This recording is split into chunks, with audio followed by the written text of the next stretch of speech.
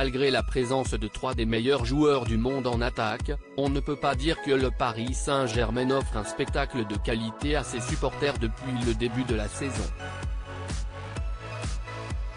Cela n'empêche pourtant pas les tribunes du Parc des Princes de se remplir à chaque match et le club de la capitale de vendre de nombreux maillots un peu partout sur la planète, mais hier encore, la prestation des Parisiens a été inquiétante.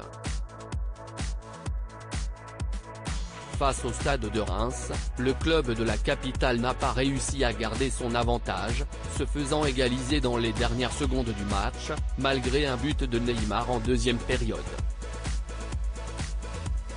Une nouvelle contre-performance à laquelle a pu assister l'ancien président de la République, Nicolas Sarkozy, habitué des tribunes du Parc des Princes et qui rate rarement une rencontre de son équipe favorite.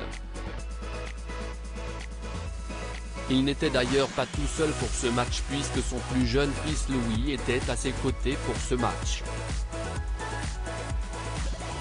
Casquette sur la tête, le jeune homme de 25 ans a pu retrouver son grand frère Jean Sarkozy, également présent.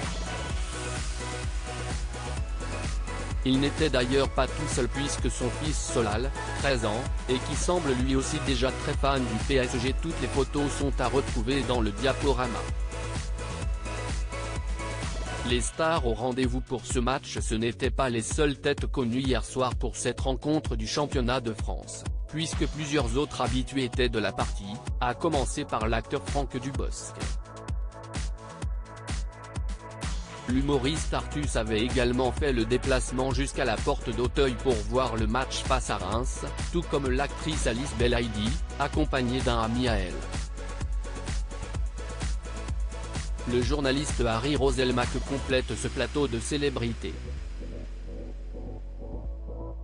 À seulement 2 semaines d'affronter le Bayern Munich en Ligue des Champions, les Parisiens ne se sont pas du tout rassurés hier soir devant leur public.